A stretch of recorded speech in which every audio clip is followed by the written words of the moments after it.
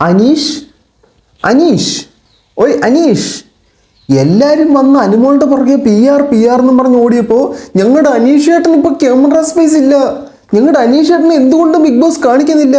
അനീഷ് ചേട്ടനെ കാണിക്കൂ, അനീഷ് ചേട്ടനെ എവിടെയെങ്കിലുമൊക്കെ കാണിക്കൂ. അനീഷ് ചേട്ടനെ കാണാനില്ല. ഇപ്പോൾ ബിഗ് ബോസുമായിട്ട് ബന്ധപ്പെട്ടൊരു കണ്ടന്റുമായിട്ട് തന്നെയാണ് നമ്മൾ വന്നിരിക്കുന്നത്. ബിഗ് ബോസുമായിട്ട് ബന്ധപ്പെട്ട കണ്ടന്റിനകത്ത് ഇപ്പോൾ മൊത്തം നടക്കുന്നത് വരുന്നു, അനുമോളെ ചൊറിയുന്നു, PR പറയുന്നു, അനുമോൾ കരയുന്നു, വരുന്നു, അനുമോളെ ചൊറിയുന്നു, അനുമോൾ കരയുന്നു, പോകുന്നു. ഇതാണ് ഇപ്പോൾ ബേസിക്കായിട്ട് സംഭവിച്ചുകൊണ്ടിരിക്കുന്നത്.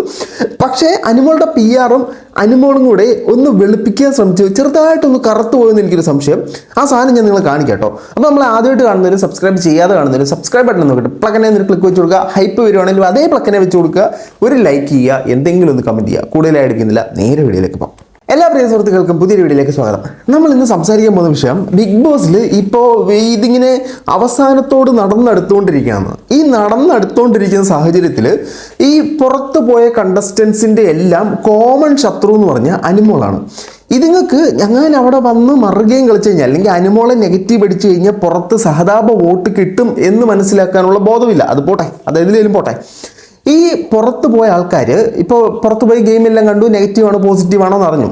തിരിച്ചകത്ത് വരുമ്പോഴത്തേനും നെഗറ്റീവ് ആണെങ്കിൽ അതിന് പോസിറ്റീവ് ആക്കണം. അതിനുള്ളൊരു അവസരമാണ് ബിഗ് ബോസ് ഇവർക്കെല്ലാം കൊടുക്കുന്നത്. പക്ഷേ അത് മുതലാക്കാതെ ഞാൻ കട്ടപ്പയായിരുന്നു, ഞാൻ ഇനി മുതൽ കട്ടപ്പയുടെ തന്തയായിരിക്കും എന്ന രീതിയിലാണ് പലരും പെരുമാറിക്കൊണ്ടിരിക്കുന്നത്. എന്തോരം നെഗറ്റീവ് ഉണ്ടോ അതിനകത്ത് എഴുതിക്കകത്ത് എണ്ണ ഒഴിക്കുന്നവരാണ് മിക്ക കണ്ടസ്റ്റൻസും പെരുമാറിക്കൊണ്ടിരിക്കുന്നത്. എനിക്ക് തോന്നുന്നു ഇവരെല്ലാം വിചാരിച്ചിട്ടുണ്ടാവും ഞങ്ങളെ വീണ്ടും കയറ്റുന്നു, ഞങ്ങൾ കയറി മാസ് അടിക്കുന്നു, മരണമാസ് അടിക്കുന്നു, ടോപ്പ് 5 ലെവലെ മാറ്റിയിട്ട് ഞാൻ കയറുന്നു, ഞാൻ സ്ട്രൈറ്റ് വേ ടോപ്പ് 5. ഈ ഒരു സെറ്റപ്പാണോ അതോ ഇനി എക്സ്ട്രാ ബിഗ് ബോസ് എന്തെങ്കിലും പൈസ കൊടുക്കാൻ തീരുമാനിച്ചിട്ടുണ്ടോ എന്ന് എനിക്കറിയില്ല. പക്ഷേ ഞാനിവിടെ സംസാരിക്കുന്ന പ്രധാന വിഷയം, അനുമോളെ എല്ലാവരും വന്നത് ചൊറിയുന്നുണ്ട്. ഇത്രയും നാൾ കൂടെ നിന്ന് ആദിലെ നൂറയും തിരിഞ്ഞു കൂത്തി. അതാണ് കട്ടപ്പ. അവരാണ് ശരിക്കും കട്ടപ്പ. ശൈത്യാണെങ്കിൽ ഇതിനകത്തെല്ലാം തിരികെ കൊടുക്കുന്നൊരു സാധനം. അപ്പോൾ ശാരിക എന്തെങ്കിലും പറയുകയാണെങ്കിൽ അനുമോളെ ടാർഗറ്റ് ചെയ്യുന്ന പോലെ തന്നെ തിരിച്ചു വയ്ക്കുന്നു. ഞാൻ പറയുന്നത് ശൈത്യയുടെ അടുത്ത് നിങ്ങൾ കേസ് കൊടുക്കണം. ഒരു വക്കീല, നിങ്ങൾ കേസ് കൊടുക്കണം. 10,000 രൂപ പെനാൽറ്റി അടച്ചു വിടേണ്ട നിങ്ങളെ അവർ വധശിക്ഷ കൊണ്ട് എത്തിച്ചളയും. അത്രയ്ക്ക് സ്കില്ലുള്ള ടീംസാണത്. അപ്പോൾ ഇതിനകത്ത് ബേസിക്കായിട്ട് സംസാരിക്കുന്നത് നിൻ്റെ PR ഞങ്ങൾ അങ്ങനെ ചെയ്തു, നിൻ്റെ PR അങ്ങനെ ചെയ്തു. അക്ബറും പറയുന്നു അവളുടെ PR എൻ്റെ ഫാമിലിയെ ടാർഗറ്റ് ചെയ്യുന്നു, അവളുടെ PR കാശ് കൊടുത്ത് വോട്ട് മറിക്കുന്നു. ഈ അക്ബറിൻ്റെ PRൻ്റെ പേര് ചിന്താന്നെങ്ങാണ്ടാണ്. ഇവരുടെ പരിപാടി എന്ന് പറഞ്ഞാൽ ഒരു 3000 വോട്ട് അവിടുന്ന് മറിച്ചിട്ട് ഈ കണ്ടസ്റ്റൻറ്റിന് കൊടുക്കുന്നു.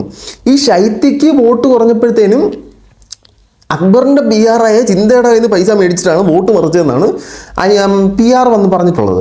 സോ അക്ബറിനും PR ഉണ്ട്, അത് വോട്ട് മറിക്കുന്ന PR ആണ്. നിങ്ങൾ ഈ മറ്റ് PR കൊടുത്തോ, വോട്ട് മറിക്കുന്ന PR കൊടുക്കില്ല. അപ്പം നിങ്ങൾ ജന പിന്തുണയോടല്ല നിന്നതെന്നൊരു സാധനമാണ്. നിങ്ങൾക്ക് തന്നെ ഉളുപ്പ് തോന്നുന്നില്ല അങ്ങനെ നിൽക്കാനായിട്ട്. ഇനി അനുമോളുടെ PRനെ കുറിച്ചിട്ടാണ് എല്ലാവരും സംസാരിക്കുന്നത്. ആദ്യം നമ്മുടെ അനുമോളുടെ PR കലാകാലങ്ങളായിട്ട് പറഞ്ഞു വരുന്നൊരു യാഥാർത്ഥ്യം എന്ന് പറഞ്ഞാൽ അനുമോളുടെ കയ്യിൽ 5 പൈസ ഇല്ല, അനുമോളുടെ കയ്യിൽ കാശില്ല, വീട് ലോണാണ്, കാറ് ലോണാണ്, അനുമോളുടെ പൈസ ഇല്ല. അപ്പോൾ 50,000 പോയിട്ട് 1,00,000 പോയിട്ട് 5,00,000 പോയിട്ട് ഒന്നും തരാനില്ല. ആകെ 70,000 രൂപയുള്ളൂ പാവം കൊച്ചിൻ്റെ കയ്യിൽ. 11 വർഷം, മറ്റേ ചില നമ്മൾ ഈ കളിയാക്കി പറയില്ല അമ്മമാരൊക്കെ 10 മാസം, അതേപോലെ 1 വീതം 3 നേരം.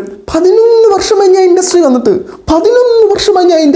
എന്ന് പറഞ്ഞുകൊണ്ട് നടക്കുന്ന അനുമോള് 11 വർഷം കൊണ്ട് അനുമോൾക്ക് കടം മാത്രമേ ഉള്ളെന്നുണ്ടെങ്കിൽ അനുമോളുടെ അതൊരു മികച്ച കഴിവായിട്ട് നമ്മൾ കണക്കാക്കേണ്ടി വരും.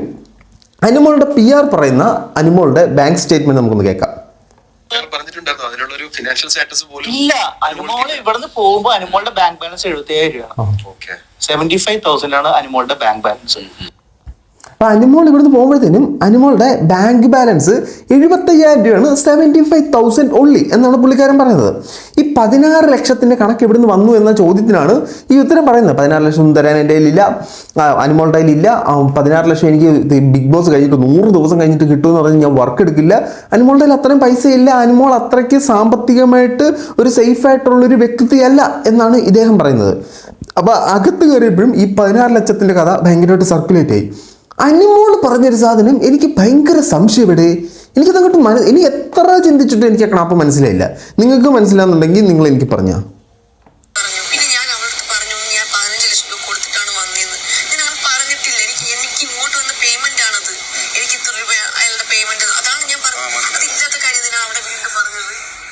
എനിക്ക് ഇത്ര രൂപ അയാളുടെ പേയ്മെന്റ് 15 ലക്ഷം ഇങ്ങോട്ട് വന്നു. ഇതിനകത്ത് 2 കള്ളങ്ങളാണ് പൊളിഞ്ഞത്. പൊളിഞ്ഞ കള്ളം നമ്പർ 1, എൻ്റെ കയ്യിൽ 70,000 രൂപയുള്ളൂ, അനുവിൻ്റെ 70,000 രൂപ മാത്രമേ ഉള്ളൂ, പാവം അനു എന്ന കള്ളത്തിന് പൊളിഞ്ഞു. അനുവിൻ്റെ അക്കൗണ്ടിൽ 15 ലക്ഷം രൂപ വന്നിട്ടുണ്ട്. രണ്ടാമത്തെ കള്ളം, ഈ 15 ലക്ഷം രൂപ എന്തിന് ഈ PR വിനു അനുവിനിട്ട് കൊടുക്കണം. ഈ വിനുവിൻ്റെ ഇൻ്റർവ്യൂവിനകത്ത് പലതരത്തായിട്ട് വിനു പറയുന്നുണ്ട്, ഞങ്ങൾ ആത്മാർത്ഥ ഫ്രണ്ട്സാണ്, ഞങ്ങൾ ഭയങ്കര തിക്ക് ഫ്രണ്ട്സാണ്, അതുകൊണ്ട് ഞാൻ എടുത്തു. പക്ഷേ അനു നേരെ ഓപ്പോസിറ്റാണ് പറയുന്നത്, എല്ലാവരും PR ചെയ്യണമെന്ന് പറഞ്ഞു. അപ്പം ഞാൻ വലിയ പൈസക്കൊന്നും ചെയ്യാൻ പറ്റത്തില്ലെന്ന് പറഞ്ഞ് ഞാൻ PR കൊടുത്തു എന്നാണ് പറയുന്നത്. ഇവർ തമ്മിൽ ബന്ധം ഉണ്ടെന്ന്, ഫ്രണ്ട്ഷിപ്പ് ഉണ്ടെന്ന് വിനുവും, ഫ്രണ്ട്ഷിപ്പ് ഇല്ലെന്ന് അനുവും. എടേ, നമ്മളിപ്പോൾ ഇതിൽ ഏത് വിശ്വസിക്കണം?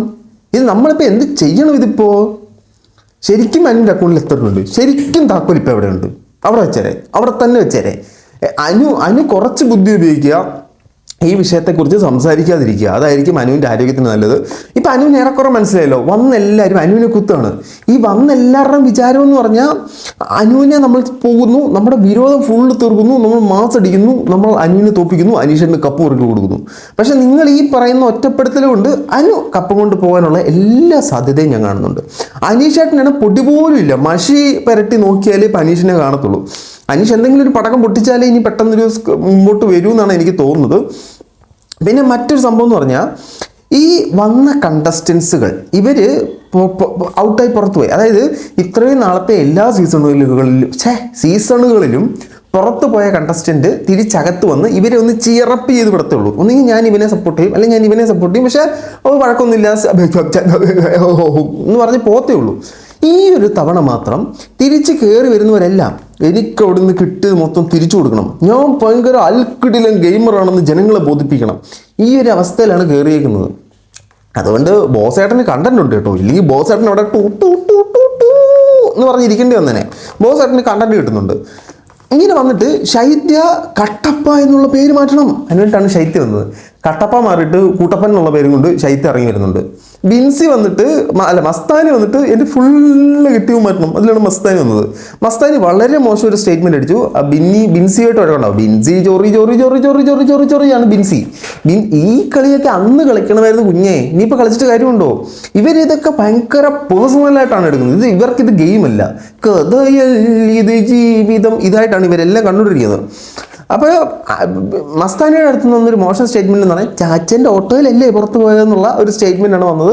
അത് ബിൻസിക്ക് ഭയങ്കരമായിട്ട് ട്രിഗറായി. ഇവർ തമ്മിൽ ഭയങ്കരമായിട്ട് അടിപ്പ് കാണാൻ പുഴുക്കൊക്കെ മസ്താനി പിന്നൊന്നും മിണ്ടിയില്ല. പറഞ്ഞു കഴിഞ്ഞപ്പോഴാണ് മസ്താനി ഓർത്തു, എൻ്റെ ദൈവമേ ഇത് നെഗറ്റീവ് ആയിരുന്നല്ലോ, ഉള്ളിൽ കിടന്ന സാധനം പുറത്തു വരികയും ചെയ്തു, ഇനിയിപ്പോൾ വീണ്ടും ആൾക്കാർ പറയുമല്ലോ നീ ഫ്രോഡാണെന്നുള്ള കാര്യം എന്ന് പറഞ്ഞിട്ട് മസ്താനി മിണ്ടാതിരുന്നു.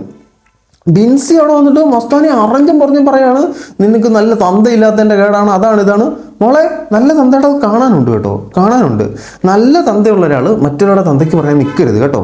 അപ്പോൾ നിങ്ങൾക്ക് മോശം തന്തയെന്ന് ഞാൻ അവകാശപ്പെടുന്നില്ല, പക്ഷെ നിങ്ങളെ ആ ഒരു മാന്യതയിൽ നിങ്ങളുടെ അപ്പം വളർത്തിയിട്ടുണ്ടെങ്കിൽ മറ്റൊരാളുടെ അപ്പനെ വിളിക്കാതിരിക്കുക എന്നുള്ള മാന്യതയും കൂടെ നിങ്ങൾ കാണിക്കണം. അപ്പം നിങ്ങൾ ആ എവിക്റ്റ് ആയതിൻ്റെ വിഷയം, അല്ല ആ ചാച്ചൻ്റെ ഓട്ടോ എന്ന് പറഞ്ഞതിനുള്ള മറുപടി പറയാം. അതിന് നല്ല അച്ഛനില്ലാതെ അതിനോടൊന്നും എനിക്ക് യോജിക്കാനൊന്നും പറ്റത്തൊന്നുമില്ല. ഏതായാലും ഫിനാലെ എപ്പിസോഡിനോട് അടുത്തടുത്ത് വരികയാണ്. നിങ്ങൾ നിങ്ങളുടെ ഫേവറേറ്റ് കണ്ടസ്റ്റൻസിന് വലിയേറെ വോട്ടുകൾ കൊടുക്കുക. ഇല്ലെങ്കിൽ ചിന്ത ഇവിടുന്ന് മാറ്റി 5000 വോട്ട് അവിടെ ചാന്ത് കുഴച്ചു എന്നൊക്കെ പറഞ്ഞിട്ട് നമ്മൾ വിചാരിക്കാത്ത, നമ്മൾ കൊടുക്കാത്ത ആളുകൾ കപ്പും കൊണ്ടുപോകും. അപ്പോൾ എല്ലാവരും വളരെയധികം ആലോചിച്ച് വോട്ടുകൾ കൊടുക്കുക. മറ്റൊരു ബൈ.